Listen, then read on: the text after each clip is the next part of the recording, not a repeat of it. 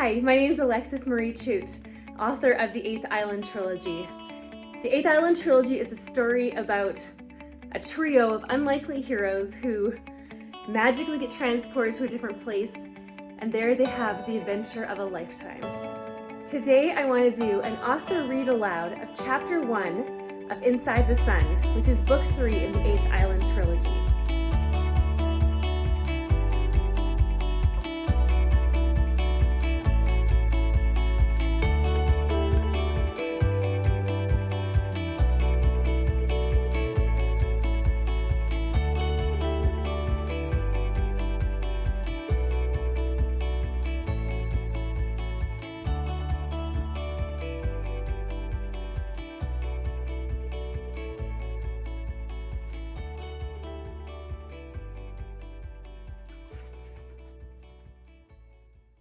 I doubt I'll ever enjoy portal jumping between worlds. The magic this type of travel requires is sharp. It cuts you apart in all the places you're not meant to be cut. My mind is spliced, my stomach halved, my spirit shaved. At the same time, for a cancer kid like me, this isn't altogether unpleasant. My nausea and pain float in my detached body, held tightly by the bangle luggy. My bangle. He loves me, and it creases his face with worry at the thought of losing me in this in-between place. I can see his piercing nails whitening the skin of my hand as he clings to me. My consciousness hovers over here, in this lavender patch of moving light, apart from my rail-thin silhouette.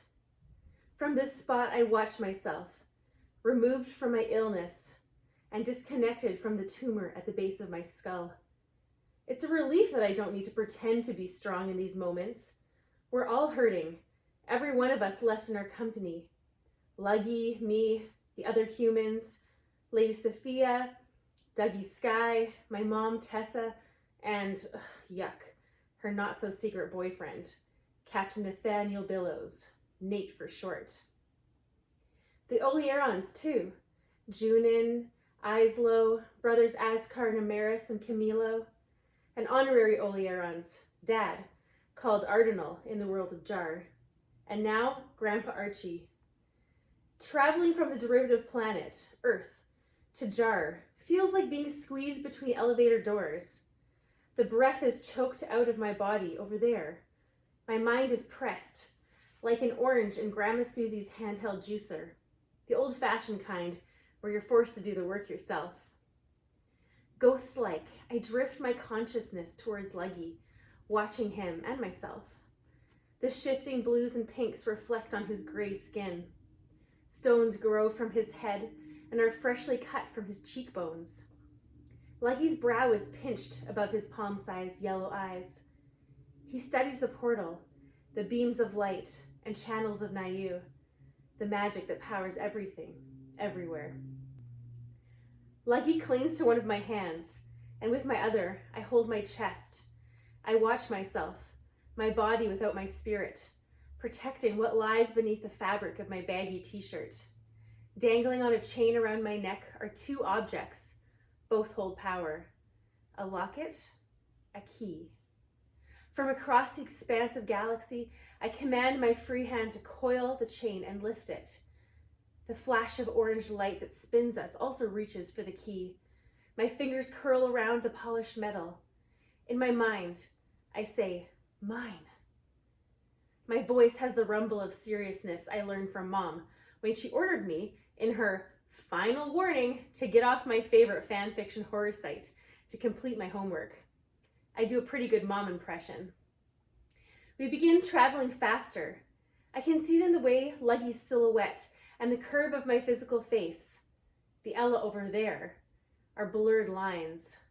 I brush my consciousness against Luggy, and he shivers, startled from toying with a band of green light that races between us. His eyes shift, straining to focus, searching for me.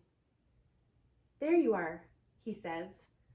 Something was missing from you, but now I understand. I smile at him, and he finally sees me, the real me. I can't reply to him, Not even in this unplace, the place straddling places. I'm mute. Cancer has left me speechless, on top of pale, weak, and generally pathetic. All I can do is nod. Luggy notices the objects in the hand of my physical body. He's seen Grandma Susie's locket before. It holds faded pictures of Grandpa Archie and Dad. Luggy noticed my nervous habit of clicking the locket open and closed after I was captured by the bangles.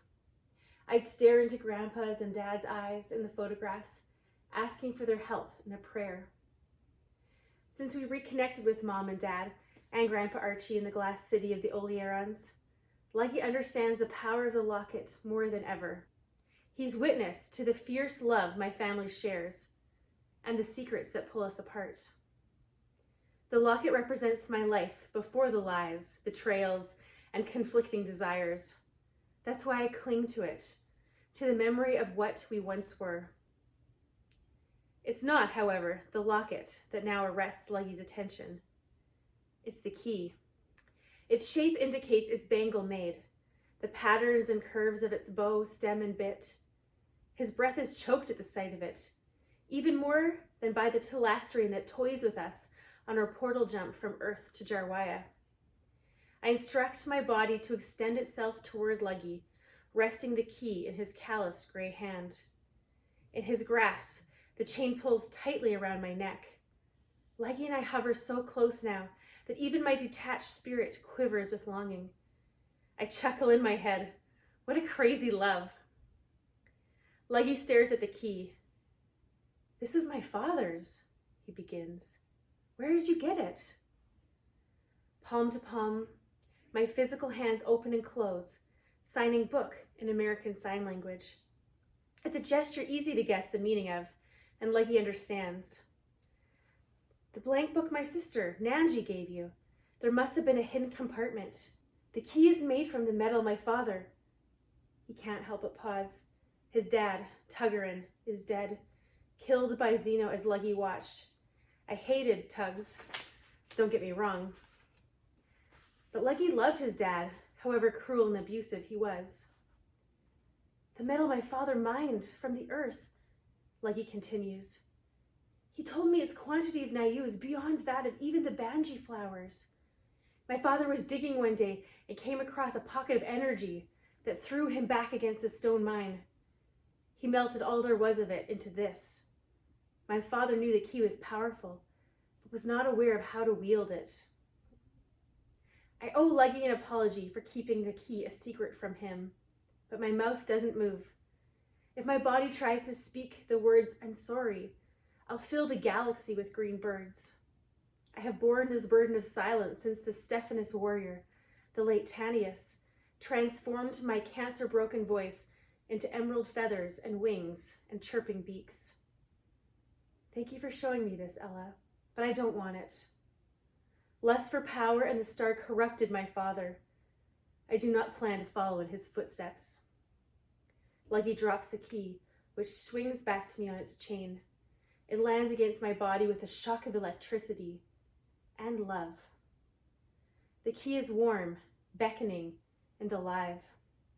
Like a puppeteer, my consciousness controls my arms and fans my fingers to study it. As my hands stir the atmosphere within the portal, the colored lights around us melt to azure oceans.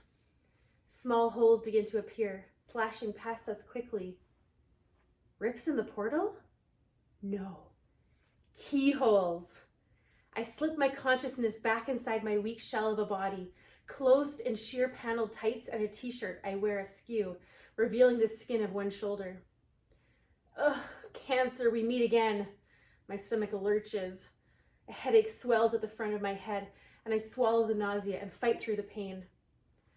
Pulling Luggy close to me, I click the key into a random keyhole with all the energy I can spare. I'm clueless of what will open to us, but I want Luggy beside me. There will be no more secrets between us. A door rimmed in blinding light emerges and opens through the shifting journey of the Talastrian. For a second, it's too bright to see anything as Luggy and I tumble through the opening. Mom would call us reckless, but her days aren't numbered like mine. It's easier to err on the side of caution when you've got a future to look forward to. I only have now. The key opens to a different world. But where are we? Lucky says to himself. My chest is hot with realization. All the keyholes that passed us by, they aren't all doors to one place. I want to scream at my inability to speak. The keys open doors to all worlds, I would say, and Luggy would understand then too. His lemony eyes would glow with the epiphany of what this means. The races of Jarwaya build Telastrians to travel to their derivative, Earth, and back again. It takes two to portal jump between worlds, unless you're a Stephanus. One from each world, one to build the device and the other to operate it. Jar and Earth. The potential portals have been limited to our two connected realms. Until now. The possibilities are endless. What new places can we travel to?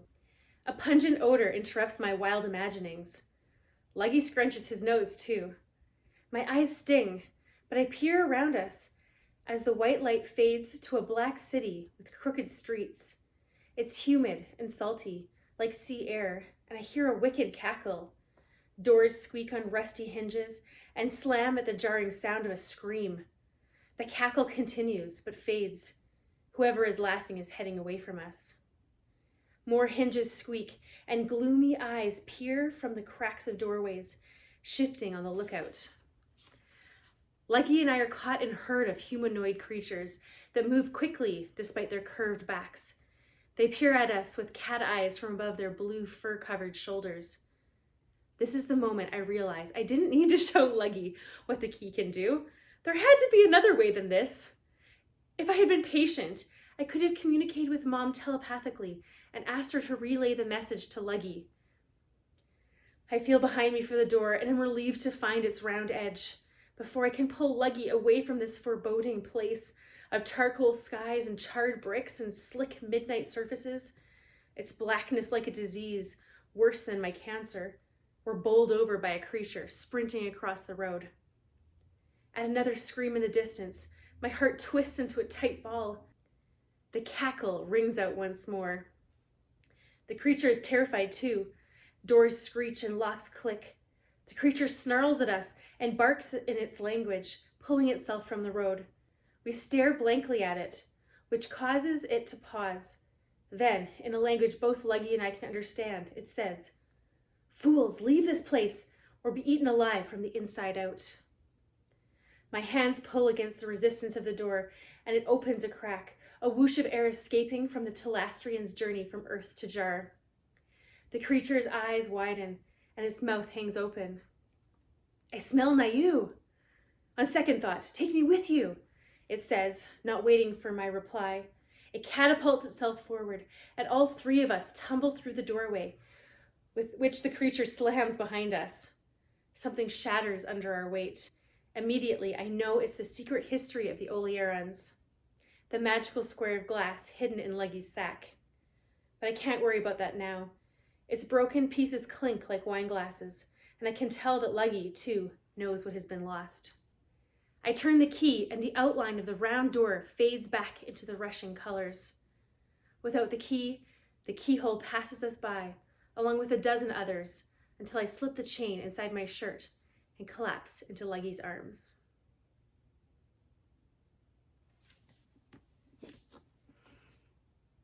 So that was the first chapter of Inside the Sun. Yes, there are some spoilers, so I would really recommend you read book 1 and 2 first before reading this. Book 1 is called Above the Star, book 2 is called Below the Moon, and book 3, Inside the Sun, is available now. So please order the book. It is an amazing way to escape, go on an adventure while still in the house. And it is a story that has been described as having Star Wars-like characters with a wonder-like message. And truly, I believe that the story, while being fictional, is also such a cool, high fantasy read, but also something that's inspiring. It is a broken family that go on an adventure to save all worlds, not just their own. Thank you so much for listening, and I hope you read and enjoy the 8th Island Trilogy. I'm Alexis Marie Chute, signing off for now.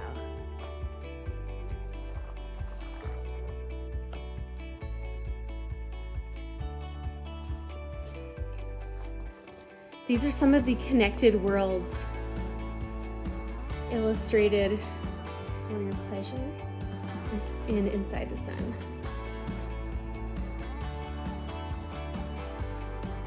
And the whole 8th Island Trilogy is a hybrid series.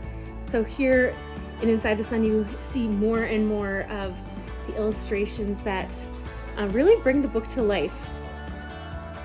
They're very unique from Ella's perspective and help us to really see through her eyes what her experience is like as she travels around through magical worlds.